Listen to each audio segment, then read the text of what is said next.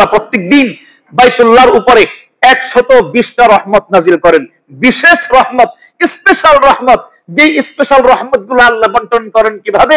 আল্লাহর হাবিব সাল্লাল্লাহু আলাইহি ওয়াসাল্লাম বলেন, সিত্তুনা লিত-তাওয়াফিন, এর মধ্যে 7টা হলো যারা ওইখানে তাওয়াফরত, ওই কাবার চতুর্পাশে যারা ঘূর্ণায়মান, ওই চতুর্পাশে তাওয়াফকারীদের জন্য আল্লাহ 7টা রহমত দান করেন।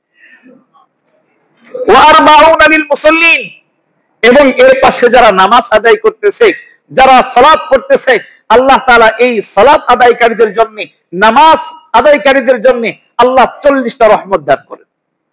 আর বাকি থাকলো 20টা রহমত।